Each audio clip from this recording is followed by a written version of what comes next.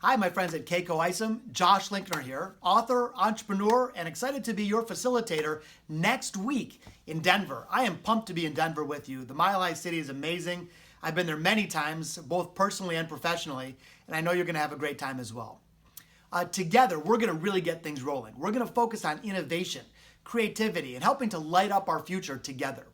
We're going to explore new possibilities, challenge our underlying assumptions, and walk away not only inspired, but armed for battle with some practical tools to help you take your game and our great company to the next level. A couple things I'd like you to think about before we get going for next week. Again, it's going to be a lot of fun and hopefully very stimulating for you. Number one, we all have a to-do list, but I would ask you a question. What if you made 3 lists? A more, less, and stop list. Again, one list is more. What do you need more of in your life? What will drive more innovation, more creativity, more progress, more growth in your role at Keiko Isom? Number 2, what should you do less of? Is it less meetings, less commuting time, less pointless memos? And then the last list is, what would you stop doing? So if you think about, instead of just one to-do list, if you had a more list, a less list, and a stop list, what would the 2 or 3 things on each list be? And how could you start thinking about those, preparing for next week? A second thing I'd like you to consider. We do many things based on tradition.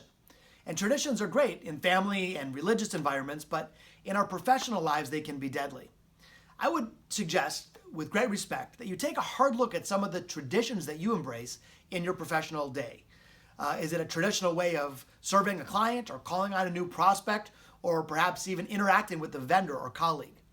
Take a look at those traditions, put them under the microscope, and ask yourself, what would happen if you defied them?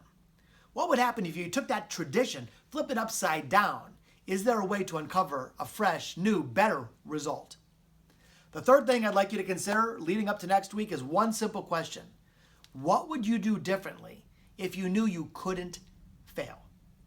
In other words, if you knew with certainty that whatever you tried would work, there would be no chance of it not working out, what would you do? What would you do? Now, the only limiter to this is not something like, oh, I'd join the circus or I'd go become a professional athlete or something. In the context of your role at Keiko Isom, what would you do if you couldn't fail? To all of these, there's no right or wrong answers. I just want to get you stimulated. I want to get you started thinking about innovation and creativity. And this, together with a lot of great environment in Denver and a lot of energy from me and the team, we're going to have a great time. We're going to have a productive time. And together, we're going to lean into the future. We're going to really crave the new possibilities that exist as we light up our future together.